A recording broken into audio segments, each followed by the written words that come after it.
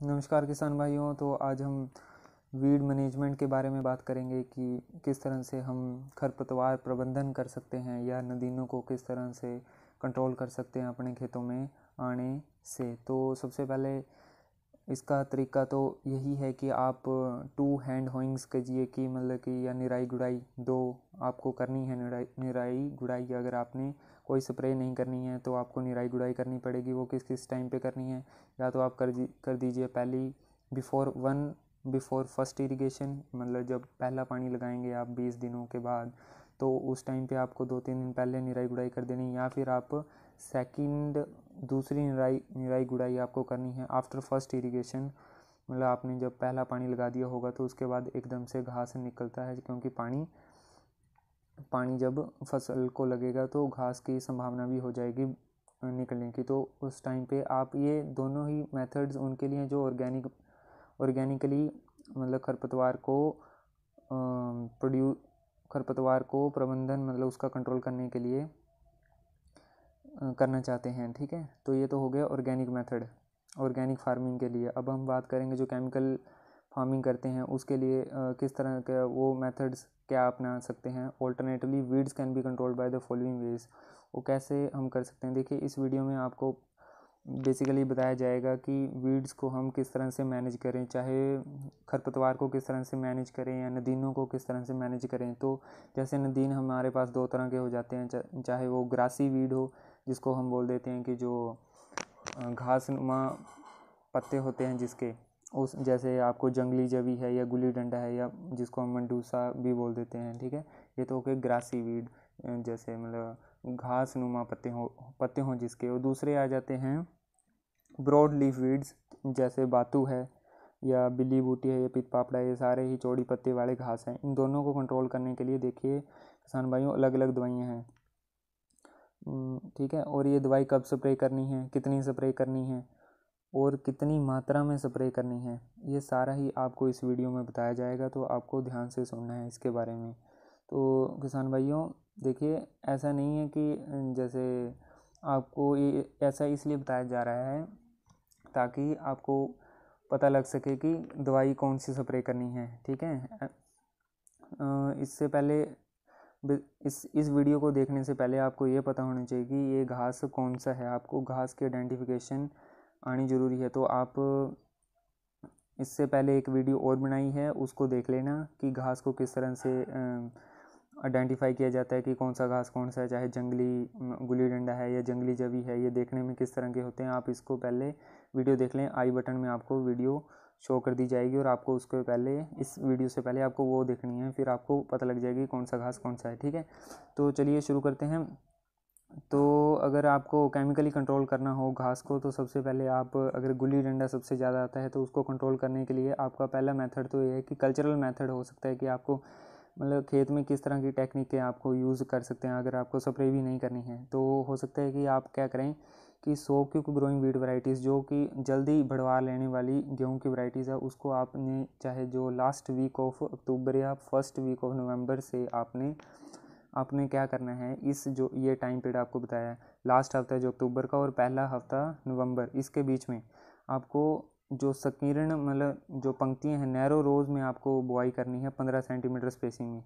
ये हो सकता है उनके लिए मतलब ठीक है जो मतलब मशीन से बुआई करते हैं, ठीक है, उनके लिए वाला मेथड ठीक है। इन फील्ड्स हैविंग, अगर आपके खेतों में ज़्यादा ही सीवियर इन्फेस्टेशन है इस वीड की, मतलब इस वीड की या गुल्ली डंडा की बहुत ही ज़्यादा है, तो आप क्या कर सकते हैं कि कोई और क्रॉप्स लगा सकते हैं अपने खेतों में, चाहे वो बरसीम हो, चाहे पोटैटो हो, या राया है, गोभी सरसों है, या विंटर मेज या जिसको सर्दियों वाली मक्की बोल देते हैं।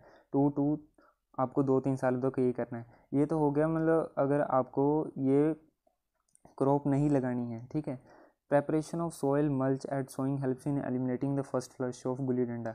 या आप ये कर सकते हैं कि घास की प्राड़ी जो धान की प्राड़ी होगी उसको आप इसमें खेतों में फेंक सकते हैं, जिससे कि गुल्ली डंडा की संभावना पहले ही ग्रोथ जो होगी गुल्ली डंडा की उसकी वो कम हो जाएगी। अब दूसरा मेथड तो है ही हमारे पास हर्बिसाइड्स। देखिए किसान भाई, हर्बिसाइड मतलब कि खरपतवार नाशक या नदीन नाशक जिसको बोल देते हैं, ये तो हमारे पास है ही लास्ट मेथड। केमिकली कंट्रोल तो है ही है ना केमिकल फार्मिंग में। तो इसको आपने किस तरह से कौन से खरपतवार यूज़ करने हैं, चाहे वो विद इन द 2 डेज़ मतलब 2 दिन के अंदर आपने बुआई की है तो उसके अंदर अंदर आपको करना पड़ेगा, या आपको पहले पानी लगाने से पहले करना पड़ेगा, या फिर आपने पहला पानी लगा दिया तो उसके बाद आप स्प्रे कर सकते हैं। ये 3 टाइम पीरियड हैं जिसमें आपको खरपतवार नाशक को स्प्रे करना है। ठीक है, तो अब कौन सी स्प्रे करनी है ये देख लेंगे। पहले तो है, अगर प्री इमरजेंस मतलब अभी घास नहीं निकला है तो मतलब 2 दिनों के अंदर अंदर आपको कौन सी स्प्रे करनी है प्री इमरजेंस। अब देख लेंगे इसकी डोज़ कितनी है, डोज़ पर एकड़ 1 किले में कितनी डालनी है, और कितना अमाउंट लेना है पानी का, और किस टाइम पे स्प्रे करनी है। ठीक है, तो पहली दवाई तो है पेंडिमिथलिन। पेंडिमिथलिन इसका केमिकल नेम है इस दवाई का। ठीक है, केमिकल नेम है। और इसको जो मतलब सीड जो आपके केमिकल शॉप है जहाँ पे आपको इसको दवाई को लेना, तो वहाँ पे अलग अलग नामों से प्रचलित है। चाहे इसको स्टॉम्प भी बोल देते हैं, या दोस्त बोल देते हैं, पैंडा बोल देते हैं, मार्क पेंडी या पेंडिन या बंकर या जाकी यामा 30। इसी बेसिकली इसका केमिकल नेम है पेंडिमेथिलिन। तो आपको ये कितनी 1.5 लीटर लेनी है, और इसको 200 लीटर पानी में मिला के स्प्रे कर देना है within 2 days of sowing. 2 दिन के अंदर अंदर आपने बुआई की तो उसके 2 दिन के अंदर अंदर इसको स्प्रे कर दीजिए। अभी घास नहीं निकला है तो उसके बाद भी नहीं निकलेगा जब ये स्प्रे कर देंगे। या फिर अगर आपने पेंडिमिथिलिन नहीं है तो आप पायरोक्सा सल्फोन भी कर सकते हैं। इसको 60 ग्राम लेना है 200 लीटर पानी में। इसको अवकीरा 85 WG के नाम से भी ये आती है। ठीक है, और प्लेटफॉर्म करके एक दवाई है 385 SE। इसको पेंडिमिथिलिन प्लस मेट्रीब्यूजिन इसका केमिकल नाम है। ये भी आप इस्तेमाल कर सकते हैं 1 लीटर। आपको ये तीनों ही बता दी, जिसको आपको जिस हिसाब से जो वाली दवाई सस्ती लगती है वो आप लीजिए और इसको स्प्रे कीजिए। ठीक है, और जो ये लास्ट वाली दवाई बताई आपको प्लेटफॉर्म वाली, ये आपको चौड़ी पत्ते वाली घास को भी कंट्रोल कर देगी। अभी हम बात कर रहे हैं गुल्ली डंडा को किस तरह से कंट्रोल करना है। ठीक है, गुल्ली डंडा के लिए अगर आपको मतलब विद इन 2 डेज़ अगर आपने बुआई की है तो 2 दिनों के अंदर अंदर कौन सी स्प्रे करनी है। ठीक है, वो हो सकता है। अगर आपको पहली देखिए जब ये स्प्रे करनी है आपको ये ध्यान रखना है कि सोइल में थोड़ी बहुत नमी हो, है ना, थोड़ी बहुत नमी ज़रूरी है, तभी वो दवाई रचेगी पूरी ज़मीन में। तो उससे आपका जो घास है वो उसके निकलने की संभावना कम हो जाएगी। या फिर अगर आपको अब बिफोर फर्स्ट इरिगेशन मतलब जैसे ही आपने 20 दिनों के बाद, ऐसे मान लो आपने 20 दिनों के बाद इरिगेशन की है या फिर पानी लगाना है, तो उससे 2-3 दिन पहले आपको ये स्प्रे करनी है पोस्ट इमरजेंस। मतलब अभी घास निकल चुका है, अब आपको कौन सी स्प्रे करनी है। ठीक है, तो उसके लिए ये अलग अलग दवाइयाँ हैं। इसका मतलब मेन बेसिकली ये जिसका केमिकल नेम है आइसोप्रोटिरोन, ये वाली दवाई आपको इस्तेमाल करनी है। इसके केमिकल नाम मतलब जो ब्रांड नेम है, ट्रेड नेम है, वो अलग अलग है ना, व्यापारिक नाम है वो अलग अलग हैं। जैसे एरीलोन है, इसका डेलरोन है, हिल प्रोट्यूरोन है, रोनेक है, नोसिलोन है, वंडर है, मिलरोन है, टोटालोन है, एग्रीलोन है, शिवरोन है, केरलोन है। ये सारे इसी दवाई के नाम है आइसोप्रोट्यूरोन के। ठीक है, और अगर आप अब इसको आपने कितना डोज इसका इस्तेमाल करना है, 300 ग्राम आपने लाइट टेक्सचर्ड सोइल में मतलब कि जो हल्की ज़मीनें हैं उसके लिए 300 ग्राम आपको इस्तेमाल करना पड़ेगा 150 लीटर पानी में। ठीक है, अगर 400 ग्राम है वो मीडियम जो मतलब बीच जैसे में आ जाती है, ना ज़्यादा हल्की ज़मीनें ना ज़्यादा भारी ज़मीनें, है ना, उसके लिए आपको 400 ग्राम और 500 ग्राम आपको जो भारी हैवी टेक्सचर्ड सोइल्स हैं, ठीक है, उनके लिए आपको ये इस्तेमाल करना है। और पानी आपने 150 लीटर रखना है। अब ये कब करनी है आपको spray, when crop is 20 days old, 20 दिन पुरानी हो चुकी होगी और जो घास है वो उसमें 2-3 पत्ते आ चुके होंगे। 2 to 3 लीफ स्टेजेस में आपको ये स्प्रे करना है। और अब कब स्प्रे करना है, जब आपने अब इस टाइम पे हो सकता है कि आपको पानी भी लगाते हैं आप, तो आपको पानी से 2-3 दिन पहले करना है ये। ठीक है, आगे अगर हम बात करें, do not use isoproturon group of herbicides in areas where there is a problem of resistance. ठीक है, आपको आइसोप्रोट्यूरोन वहाँ पे नहीं इस्तेमाल करनी जहाँ पे इसका दवाई का असर नहीं होता, तो आपको अलग दवाई स्प्रे करनी पड़ेगी। ठीक है, ये इसके लिए आपको ये नीचे लीडर वाली आप स्प्रे कर दीजिए। ठीक है दोस्तों, लीडर दवाई है, या इसको सफल के नाम से भी है, मार्क सल्फो, बेसिकली इसका केमिकल नेम है सल्फोसल्फ्यूरोन। ये 13 ग्राम आपने इस्तेमाल करनी है 150 लीटर पानी में, ठीक है दोस्तों। तो आपको ये सल्फोसल्फ्यूरोन जो ये दवाई बताई है, आपको ये कब इस्तेमाल नहीं करनी है, जहाँ पे आपको ज्वारी मक्की लगानी है। In if do not use sulfosulfuron group of herbicides if any broad leaf crop is sown in wheat.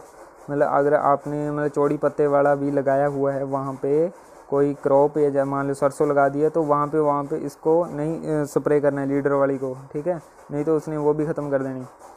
तो दोस्तों इस चीज़ों का ध्यान रखना है, या तो आइसोप्रोट्यून कर दीजिए या फिर सल्फोसल्फ्यूरोन कर दीजिए। अब बात करते हैं, देखिए हमने ये देख लिया, या तो 2 दिनों के अंदर अंदर हम स्प्रे कर दें, या फिर पहले पानी लगाएंगे जब हम, उससे पहले 2-3 दिन पहले स्प्रे कर दें, है ना। फिर या फिर तीसरी स्टेज आ जाती है, अगर हमने पहले पानी के बाद आपने स्प्रे करनी है, तो उस टाइम पे 30 से 35 दिन हो चुके होंगे, उस टाइम पे आपको कौन सी दवाई स्प्रे करनी है। उस टाइम पे भी आप आइसोप्रोट्यून 75 WP का फॉर्मुलेशन इसी दवाई को स्प्रे कर सकते हैं, जैसा कि हमने अभी देखा प्री इमरजेंस से, मतलब अभी देखा हमने पोस्ट इमरजेंस पानी लगाने से पहले वाली जो दवाई अब ये बताई ना आइसोप्रोट्यून, यही आप इस्तेमाल कर सकते हैं पानी लगाने के बाद, जब 30 से 35 दिन हो चुके होंगे आपको बिजाई के, ठीक है। आपने 150 लीटर पानी लेना है और आपको 500 ग्राम लेना है, सभी जितनी कैसी भी मर्जी सॉइल है उसको, उसमें आपको 500 ग्राम 1 एकड़ में दवाई लेनी है, ठीक है दोस्तों। आगे आ जाता है टॉपिक क्लोडीना फोप करके एक दवाई है, इसके अलग अलग नाम है, टॉपिक है, पॉइंट है, मुल्ला, टोपल, रक्षक, विजय, मार्क क्लोडीना, कोलंबस 15 WP। इसको 160 ग्राम लेना है आपने, ठीक है। जब आगे आपको समझ, अब अगली दवाई है pinoxaden 400 ml, Puma power 400 ml, और लीडर आ गया 75 WG, सल्फोसल्फ्यूरोन 13 ग्राम, ठीक है। Do not use sulfosulfuron group of herbicides, जो आपको पहले अभी दवाई बताई, या आपने कहाँ पे इस्तेमाल नहीं करनी है, जहाँ पे आपने चौड़ी पत्ते वाली क्रॉप भी गेहूं के साथ लगाई हुई है, ठीक है, वहाँ पे आपको ये नहीं इस्तेमाल करनी, क्योंकि इसका चौड़े पत्ते भी असर होता है। तो दोस्तों ये आपने ध्यान रखना है। तो अभी हमने गुल्ली डंडा को किस तरह से कंट्रोल करते हैं, यह हमने देख लिया है। गुल्ली डंडा के साथ साथ मतलब ये जो भी घास की तरह दिखने वाले पत्ते हैं, उसको कंट्रोल करने के लिए आपको दवाइयाँ बताई गई हैं बेसिकली, लेकिन बीच बीच में कुछ दवाइयाँ हैं जैसे सल्फ्योसल्फ्यूरोन है, वो आपको चौड़े पत्ती वाली घास को भी कंट्रोल कर देती है। तो अब ये तो हो गया गुल्ली डंडा का, है ना, कंट्रोल। अब दूसरा है, मतलब गुल्ली डंडा का प्रबंधन हो चुका है।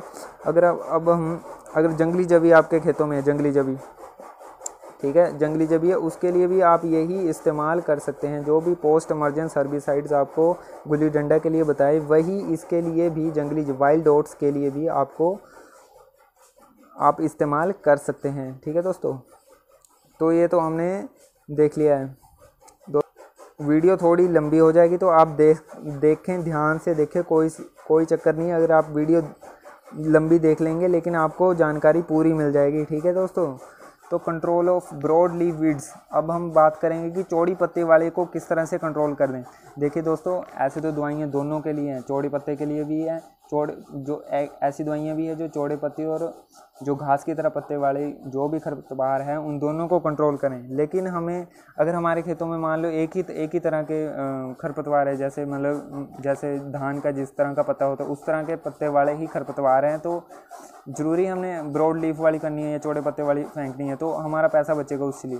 तो लेकिन लास्ट स्कोप यही है कि अगर आपको खेतों में दोनों ही हैं, तो हम लास्ट में बात करेंगे अगर दोनों ही हैं तो कौन सी दवाई इस्तेमाल करनी है। लेकिन अभी हम बात कर लेंगे कि अगर चौड़े पत्ते वाली का तो हमने अब मतलब पतले पत्ते वाली, मतलब जैसे घास की तरह पत्ते वाली की तो बात कर ली, लेकिन अब हम चौड़े पत्ते वाली की बात करेंगे कि उसमें अब कौन सी इस्तेमाल करनी है। अगर चौड़े पत्ते वाला है तो हमें बेसिकली अभी जो दवाई है वो है 2,4-D sodium salt WP, sodium salt 80 WP, यही है दोस्तों, 2,4-D सोडियम 80 WP करके ये एक हर्बिसाइड है या खरपतवार नाशक है या नदी नाशक है। 2,4-D इथाइल एस्टर 38 EC ये भी है।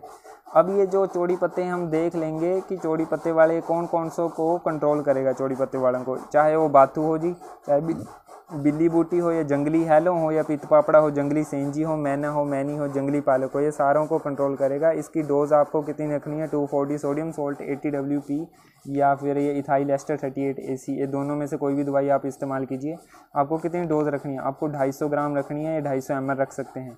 आपको ये कब स्प्रे करना है, टाइम ऑफ स्प्रे 35 से 40 दिन की, जब आपने बिजाई करने के बाद 35 से 45 दिन हो गए हैं उसके उस टाइम पे आपको ये स्प्रे करनी है। अगर आपने लेट सोन की है, दिसंबर में बिजाई की है, तो आपको 45 से 55 दिनों के बाद आपको 150 लीटर पानी में इसको 250 ग्राम दवाई को घोलना है और स्प्रे करना है। ठीक है दोस्तों, ये एक किले के लिए, 1 एकड़ के लिए आपको बताया जा रहा है, या 1 एकड़ में जैसे 5 बीघा होते हैं तो उस हिसाब से आप देख लेना 1 बीघे के लिए कितनी आएगी अगर आपकी कम ज़मीन है। ठीक है दोस्तों, तो आपको ये बता दिया कि इन मतलब चौड़े पत्ते वाली जो भी ये बूटियां हैं इनको कंट्रोल करेगा ये जो 240 सोडियम सोल्ट है। अगर हम बात करें कंडियाली पालक करके एक आ जाता है फील्ड में, अगर आपके में कंडियाली पालक ज़्यादा है, ठीक है, तो उसमें आपको 10 ग्राम कंडियाली किस तरह से ये दवाई है, आपको मेट सल्फ्यूरोन करके दवाई है, इसका आप इस्तेमाल करें। एलग्रिप है, इसको ट्रेड नेम व्यापारी का नाम इसके अलग अलग हो सकते हैं, लेकिन जो केमिकल नाम है वो सेम ही होता है, मेट सल्फ्यूरोन, ये आपको देखना है ना। इस अलग अलग उससे माकोटो 20 WP, ठीक है, ये सारे अलग अलग नाम हैं, ट्रेड नेम है, व्यापारी का नाम है, एक ही दवाई के उसका नाम है मेट सल्फ्यूरोन। और इसको कौन से कब इस्तेमाल करना है, किस घास के उसमें इस्तेमाल करना है हमने, जब कंडियाली पालक हो। ठीक है, इसको 10 ग्राम इस्तेमाल करना है आपने 150 लीटर पानी में, और किस टाइम पे स्प्रे करनी है, जब 30 से 35 दिनों की क्रॉप आपकी हो चुकी होगी। ठीक है, अगली बात की बटन बूटी अगर आप में है तो कार्फेंट्राजोन इथाइल करके एक दवाई है, उसको इस्तेमाल कर सकते हैं। 20 ग्राम आपको लेनी है और 25 से 30 दिन की जब आपकी क्रॉप हो चुकी होगी तब 200 लीटर पानी में आपको ये 20 ग्राम मिला के स्प्रे कर देना है। ठीक है दोस्तों, अगली आ गई, अगर आपके पास ये है मको करके कंडियाली पालक है, राड़ी है, रेवाड़ी है, हिरणखुरी है, ये इस तरह के जो एक घास है दोस्तों, इसके लिए अलग पहले से वीडियो बन चुकी है। आप अगर आपको घास की पहचान नहीं है तो आप ये वाली इससे पहले जो आपको ये रिकमेंडेड बता रहा हूँ वीडियो वो देखें, फिर आपको एक घास पता लग जाएगी कौन सी है, मको कंडियाली पालक कौन सी है, राड़ी कौन सी है, रेवाड़ी कौन सी है। ठीक है, इसके लिए लैन फीडा करके 50 DF, ये एक व्यापारिक नाम है दवाई का, लेकिन इसका केमिकल नाम है मेट सल्फ्यूरोन प्लस कार्फेंट्राजोन। ये दवाई आपने लेनी है, 20 ग्राम लेनी है 1 किले के लिए, और 25 से 30 दिन की जब आपकी बिजाई करके हो चुके होंगे तो आपको 150 लीटर पानी में स्प्रे कर देने हैं। अब आपको एक ध्यान में रखना है कि इन हर्बिसाइड्स को, खरपतवार नाशक को हमने वहाँ पे इस्तेमाल नहीं करना है, क्योंकि जहाँ पे आपने राया लगाया है या गोभी सरसों लगाया है या फिर आपने छोले लगाए हैं, ग्राम लगाया है अपने मतलब गेहूँ के साथ में, क्योंकि ये चौड़े पत्ते वाली घास को कंट्रोल करने वाली दवाइयाँ हैं दोस्तों। ठीक है, ये आपको समझ आ गया। ग्रासी वीड को कंट्रोल करने के लिए कौन सी दवाइयाँ, या फिर जो घास नुमा पत्ते वाली जो भी बूटियाँ हैं या फिर जो खरपतवार हैं उनको कंट्रोल करने के लिए आपको दवाइयाँ बता दी, चाहे गुल्ली डंडा के लिए, चाहे जंगली जवी के लिए। और हमने ये भी अभी देख लिया कि ब्रॉड लीफ वाली या जो चौड़ी पत्ती वाली हैं उनको किस तरह से कंट्रोल करना है या प्रबंधन करना है, किस तरह से वीड मैनेजमेंट करनी है दोस्तों। अब अगर आ गया कि लास्ट है, आपको भी दोनों ही है खेतों में, चाहे वो चौड़ी पत्ते वाला है चाहे वो ग्रासी वीड है। ठीक है, अगर ये दोनों ही हैं तो किस तरह की आपने दवाइयाँ इस्तेमाल करनी हैं उसकी बात कर लेते हैं। पहली तो है सल्फोसल्फ्यूरोन प्लस मेट सल्फ्यूरोन, ये दवाई है, ये मिक्सचर है दवाइयों का। इसका जो व्यापारिक नाम है वो टोटल या मार्क पावर 75 WG है। इसको आपने 16 ग्राम पर एकड़ इस्तेमाल कर सकते हैं, और जब आपकी क्रॉप 30 से 35 दिनों की होगी, और आपको 150 लीटर पानी लेना है और उसमें 16 ग्राम डोज इसकी लेनी है दवाई की, और स्प्रे कर देनी है।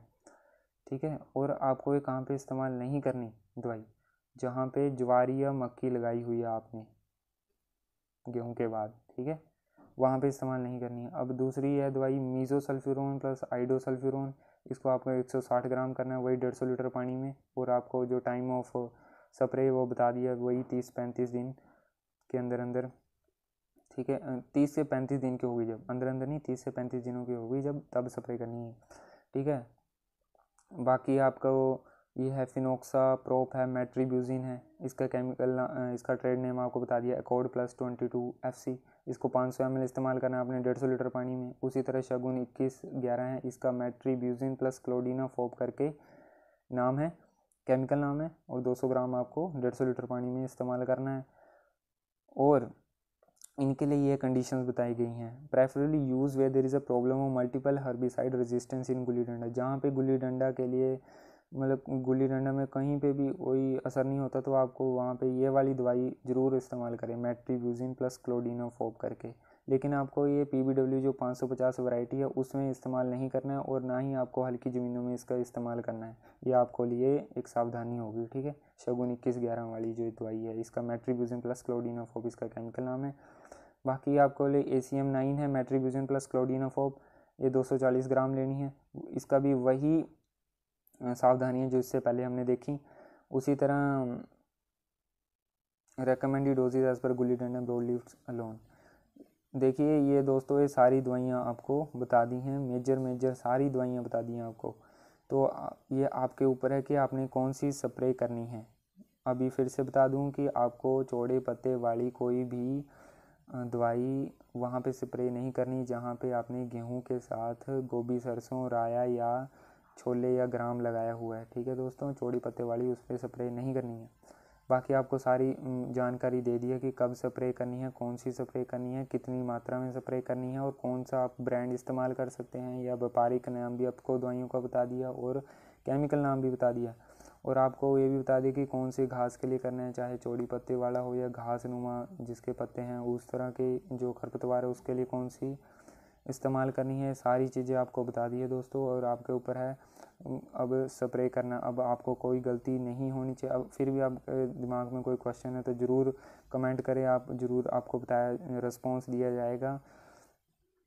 और देखिए पर किसान भाइयों, ये दवाइयाँ धीरे धीरे बैन होती जा रही हैं।